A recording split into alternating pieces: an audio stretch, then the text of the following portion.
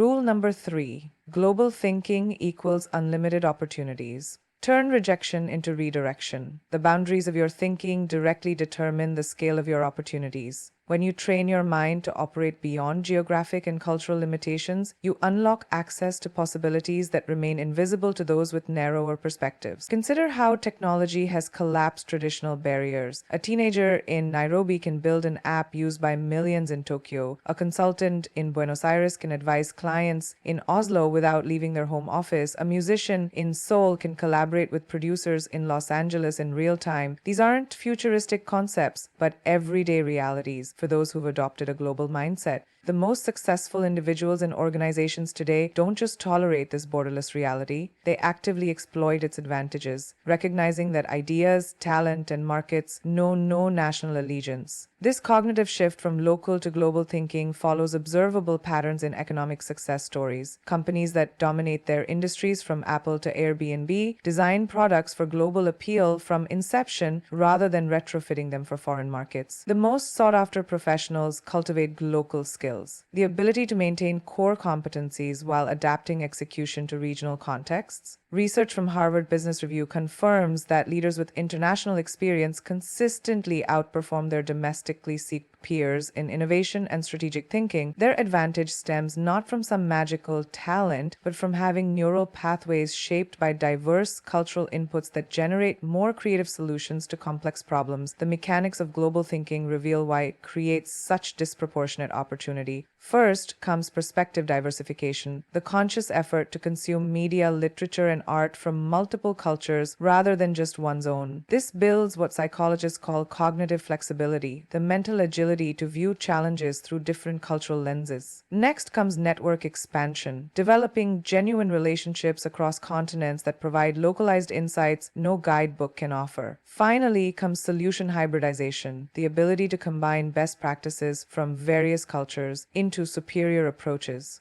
Japanese efficiency meets Italian creativity meets German precision, for example, creates an unstoppable professional alloy. Technology has democratized access to this mindset in ways unimaginable just decades ago. Language apps dissolve communication barriers, global freelancing platforms connect talent with demand across oceans, and social media allows cultural immersion without physical travel. Yet most people still underutilize these tools, clinging to parochial patterns of thought. The true global thinker recognizes that in an age where you can video conference with anyone on Earth for free, physical location matters increasingly less than mental orientation. Your ability to work with, learn from, and sell to anyone anywhere becomes the ultimate career insurance against local economic fluctuations. The personal growth implications prove equally transformative. Individuals who embrace global thinking develop what anthropologists call cultural metacognition, the ability to consciously adjust behavior and communication styles across contexts. This creates a professional chameleon effect, allowing seamless movement between boardrooms in London, factories in Shenzhen, and startups in Bangalore. Unlike rigid thinkers who impose their home culture's norms everywhere, global citizens possess the situational awareness to honor local customs while maintaining authentic selves. This delicate balance makes them indispensable in our interconnected economy. Financial systems now reflect this reality. Cryptocurrencies operate beyond national banking controls. Remote work platforms enable earning in strong currencies while living in lower-cost regions. So,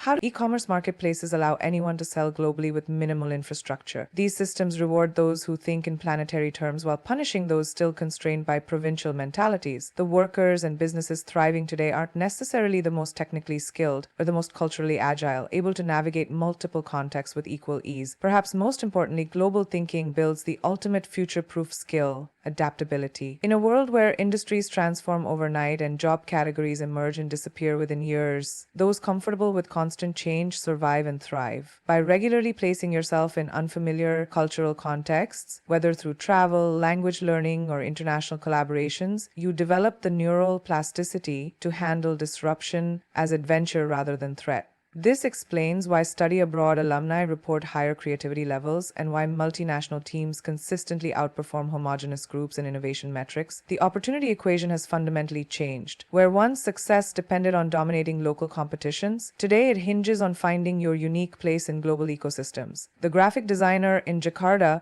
isn't competing with neighbors but with talent worldwide and has equal access to clients everywhere. This new reality terrifies those clinging to 20th century thinking but liberates those embracing borderless ambition. Your potential no longer depends on where you were born, but on how widely you dare to think. The world's problems and paychecks now flow to those who can navigate complexity across cultures with grace and grit. In this environment, thinking small isn't just limiting, it's professional suicide. The global mind wins because it plays by its own rules on a field without boundaries. In today's interconnected economy, the ability to navigate cultural nuances with precision has become the ultimate career accelerant. Cultural agility, that subtle mastery of adapting behaviors, communication styles, and business approaches across diverse contexts, separates the globally successful from the locally constrained. Unlike hard skills that depreciate with technological advances, this human-centric capability grows more valuable as borders blur and teams span continents. The consultant who can read unspoken dynamics in a Tokyo boardroom, the entrepreneur who negotiates effectively in Dubai without causing offense, the manager who motivates teams across 5 time zones. These professionals command premium value because they operate where algorithms cannot follow. This skill transcends basic cultural awareness. Where tourists see unfamiliar customs as curiosities, the culturally agile decode them as operating systems for human interaction. They recognize that a firm handshake can signal confidence in Chicago, but aggression in Shanghai. That directness demonstrates efficiency in Berlin, but rudeness in Bangkok. That interrupting mid-conversation shows engagement in Rome, but disrespect in Stockholm. What makes this ability remarkable isn't just noticing these differences, but instinctively adjusting one's own behavior to optimize outcomes while maintaining authenticity. Neuroscience reveals this as high-level cognitive functioning, the brain's executive control system working overtime to inhibit default responses while selecting situationally appropriate alternatives.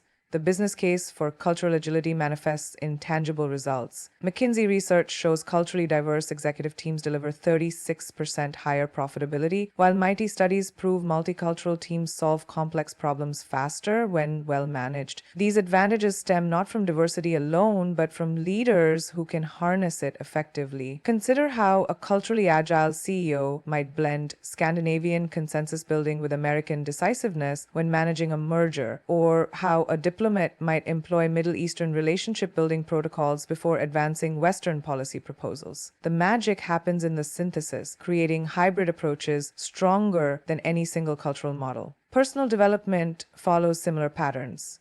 Individuals with high cultural agility often display accelerated learning curves in new environments. Like linguistic polyglots who find third languages easier than second ones, they develop meta skills for cultural adaptation itself. An American executive transferred to Sao Paulo might initially struggle with Brazil's relationship first business culture, but upon later relocating to Istanbul, will adapt faster to Turkish communication norms, having already rewired their cultural operating system once before. This transferable competence makes them invaluable assets for organizations expanding globally. The digital age has transformed cultural agility from elite skill to necessity.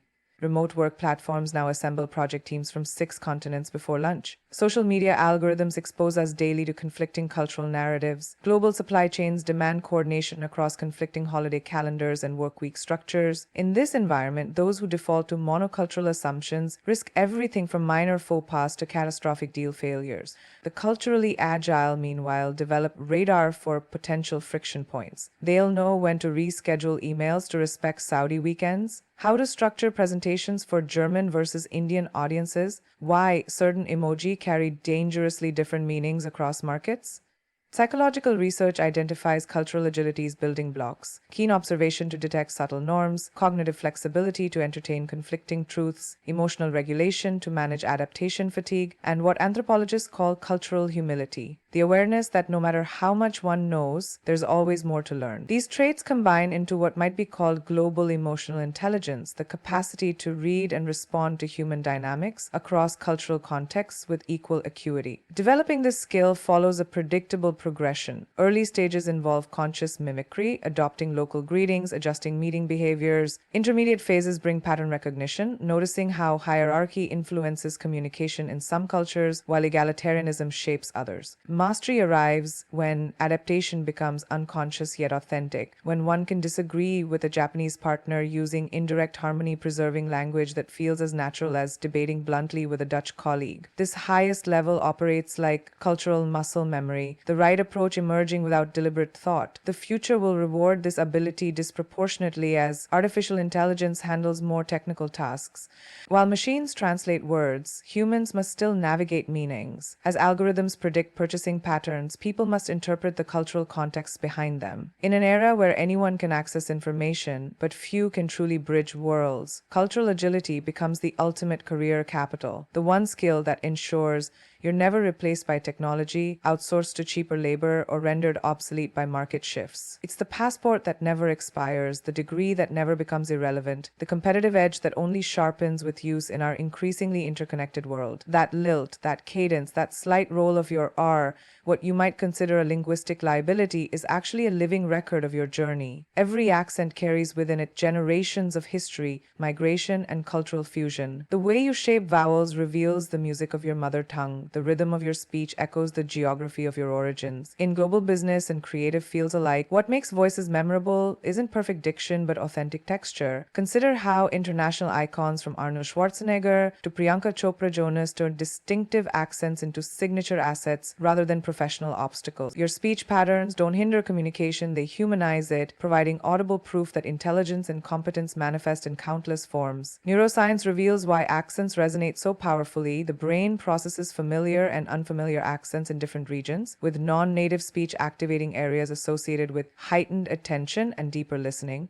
This explains why audiences often remember content delivered with an accent more vividly than perfect standard pronunciation. Your accent forces people to engage more actively, breaking through the numbing effect of predictable speech patterns. Studies of multinational corporations show teams with diverse accents demonstrate better information retention in meetings, as the slight cognitive effort required to process varied speech patterns prevents automatic pilot listening. That flaw you self-consciously monitor, it's actually making your communication more impactful. The business world increasingly recognizes accent diversity as an asset rather than impediment. Customer service centers deliberately hire representatives with varied accents to signal global reach. Tech companies value engineers whose speech reflects different educational traditions, knowing this diversity breeds innovation. Even in fields like aviation, where standardized phraseology exists, the human element of accent provides crucial context. A controller instantly recognizes a pilot's cultural background through radio communication, allowing for more nuanced interaction. Your accent operates as an audible business card, conveying international experience before you detail your resume. Creative fields particularly prize this vocal distinctiveness.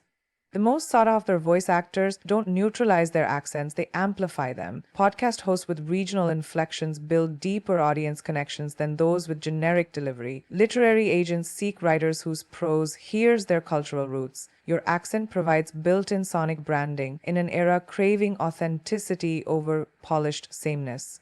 Those slight deviations from broadcast standard speech don't mark you as an outsider. They position you as someone who can bridge worlds, translating ideas across cultural contexts. Psychological research on accent bias reveals a fascinating paradox. While subconscious prejudices exist, conscious exposure to diverse accents actually increases intellectual humility in listeners. Teams with varied speech patterns demonstrate better critical thinking as members naturally question assumptions and seek clarification. Your presence in a room with your distinctive vowel sounds and sentence rhythms subtly elevates the group's cognitive performance. That hesitation you feel before speaking up, it's not your accent holding you back. It's underestimating the value your linguistic uniqueness brings to collective thinking. The personal power in embracing your accent manifests in unexpected ways. Interviews show multilingual individuals express different personality facets when switching languages, more assertive in German, more diplomatic in Japanese, more emotive in Spanish. These variations aren't inconsistencies, but cultural code-switching skills that make you adaptable across contexts. Your accent marks you as someone who has navigated the discomfort of language learning, an experience that builds cognitive flexibility and resilience far beyond linguistics. that slight hesitation before certain sounds? It's not uncertainty, it's the visible processing of someone who thinks in multiple cultural frameworks simultaneously. Historical linguists remind us that all dominant accents began as regional variations. What we now consider standard pronunciation was simply the dialect that happened to gain political power. Your accent represents the living evolution of language itself, proof that communication constantly adapts across borders and generations. In an era where AI can generate flawless, accentless speech, your human imperfections become precious differentiators. That trace of your hometown in your vowels, that grammatical structure influenced by your first language, these aren't barriers to overcome, but competitive advantages in a homogenizing world. The most compelling communicators of our time didn't eliminate their accents, they leveraged them as authenticity markers. From Frida Kahlo's proudly Mexican-inflected English to Enzo Ferrari's Emilia-Romagna-accented presentations, these icons understood that persuasive power comes not from conformity, but from owning one's unique sonic identity. Your accent tells listeners you've crossed cultures, that you carry multiple worlds within you. In business negotiations, that subtle difference makes you more memorable. In creative work, it provides texture no algorithm can replicate. In leadership, it signals first-hand experience with adaptation, the very skill our interconnected world demands. The most groundbreaking ideas of our time no longer emerge from isolated genius or single cultural traditions. They're born at the intersection of global perspectives. Modern innovation operates like a cultural blender, where the sharp tang of Korean design aesthetics mixes with Swiss precision engineering, where Nigerian storytelling traditions amplify Silicon Valley tech narratives,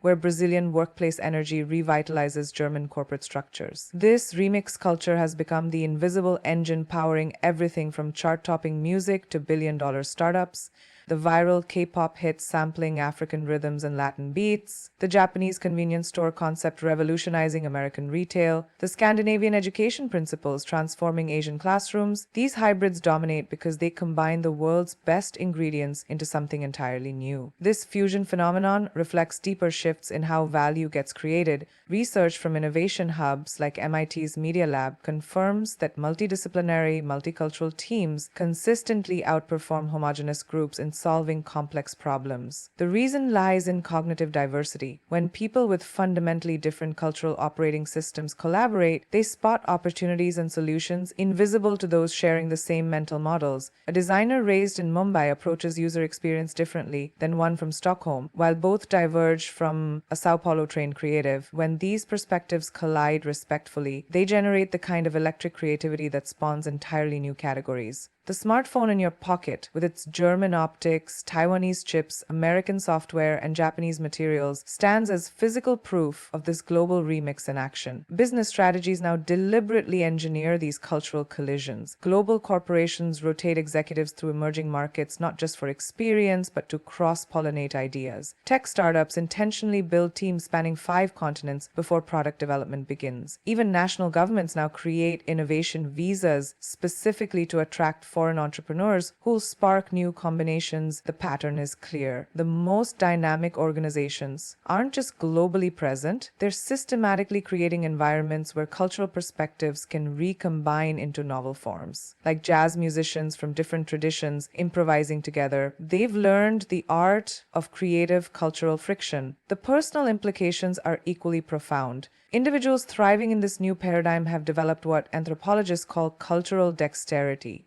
the ability to extract valuable elements from various traditions and recombine them into personal competitive advantages. You'll find them blending French culinary techniques with Thai ingredients in their kitchens, applying Japanese manufacturing principles to Canadian creative agencies, or mixing Brazilian social connection strategies with Dutch directness in their leadership styles. These cultural remix artists share common traits: insatiable curiosity about global practices, lack of reverence for how things should be done, and the discernment to identify which elements will create synergy rather than discord. Digital platforms have accelerated this remix culture to warp speed. TikTok algorithms surface Mongolian throat singing over Atlanta trap beats. E-commerce sites combine Indonesian batik patterns with Italian. Online learning lets a student in Nairobi blend Scandinavian pedagogy with Japanese mastery techniques. This hyper-connectivity means geographic isolation no longer limits opportunity, but failing to develop global remix skills does. The professionals future-proofing their careers are those who can surf this cross-cultural creative wave, identifying unexpected connections between seemingly unrelated traditions. The remix advantage manifests most clearly in problem solving. Faced with challenges, monocultural thinkers reach into a single toolbox. Global remix artists draw from a warehouse of possibilities, maybe applying Singaporean urban planning solutions to Mexican traffic issues or adapting Indian jugaad innovation hacks to German manufacturing. This expansive mental toolkit doesn't just provide more options,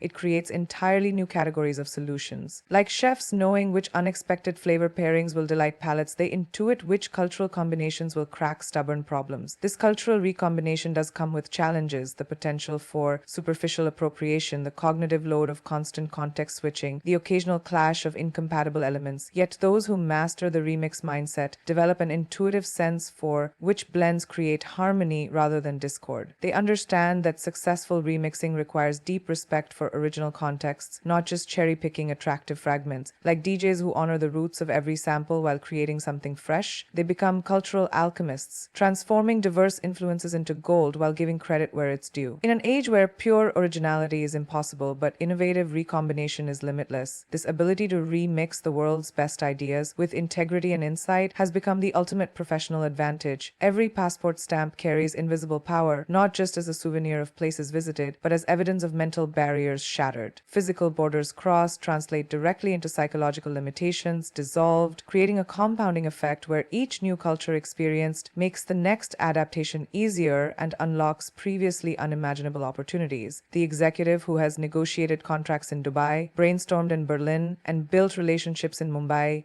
operates with a strategic agility that baffles locally bound competitors. Their advantage isn't mystical, it's the cognitive rewiring that occurs when repeatedly stepping outside cultural comfort zones, developing what neuroscientists call global neuroplasticity.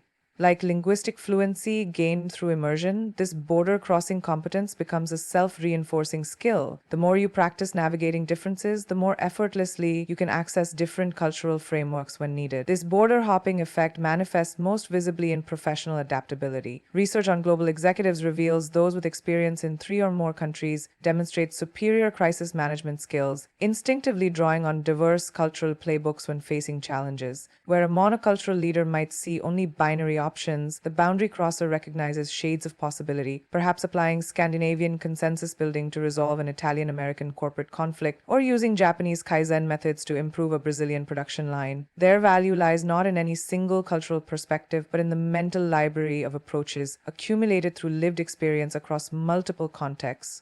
Each border crossed adds another lens through which to view problems, another set of tools for solutions. The personal transformation runs deeper still. Regular border crossers develop what psychologists term cultural metacognition, the ability to observe their own thought processes across different cultural contexts. Like a filmmaker adjusting lighting for various scenes, they learn to modulate communication styles, decision-making approaches, and even leadership presence, depending on environment. This mental flexibility produces remarkable capacity for presentation, the capacity to present data-driven arguments to German engineers in the morning, then weave narrative pitches for Nigerian investors in the afternoon. What appears as natural charisma is actually hard-won skill earned through thousands of micro-adjustments across cultural contexts. Economic data confirms the border-breaking premium. Professionals with meaningful international experience command 20-50% higher salaries in global roles, according to MIT labor studies. Startups founded by teams blending multiple cultural perspectives secure more venture funding and achieve faster scale. Even in creative fields, artists who immerse in foreign cultures produce more original work as measured by algorithmic novelty detection. The pattern holds across domains. Exposure to diverse cultural operating systems doesn't dilute one's abilities, it multiplies them through combinatorial innovation. The digital age has created new frontiers for boundary breaking. Virtual border crossing through global online communities, international remote teams, and cross-cultural digital collaborations builds similar cognitive muscles as physical travel. A developer in Warsaw contributing to open source projects with Vietnamese and Chilean peers, a marketer in Nairobi running campaigns for Scandinavian clients, a student in Jakarta taking hybrid courses from Australian and South African universities, all are accumulating that invaluable borderless mentality. The currency of the new economy isn't just technical skills, but cross-cultural synaptic connections formed through repeated boundary-spawning interactions. This border-crossing competence follows a predictable development arc. Early experiences often feel overwhelming. The culture shock shock phase where differences seem insurmountable. With repeated exposure comes pattern recognition, noticing how certain cultures prioritize time versus relationships, directness versus harmony. Eventually emerges the mastery phase where one can comfortably inhabit multiple cultural mindsets, like switching linguistic codes, instinctively knowing when to bow versus shake hands, when to get straight to business versus invest in small talk. The most adept boundary spanners reach a level where they can create third cultures, entirely new frameworks, blending elements from their various experiences into something uniquely powerful. The ultimate barrier broken through sustained border crossing is perhaps the most valuable, the illusion of universal truth. Recognizing that every culture's norms are specific rather than absolute creates intellectual humility and creative freedom simultaneously. You begin to see national business practices as options rather than obligations, communication styles as tools rather than traps. This liberated perspective explains why serial boundary crossers so often become innovators. Having witnessed countless ways to approach any challenge, they feel empowered to invent new ones. Their genius lies not in any single cultural tradition, but in the intersections between them, those fertile borderlands where the most exciting breakthroughs occur. In a world still mentally constrained by invisible fences, those who've made border crossing their practice hold the master key to every locked door.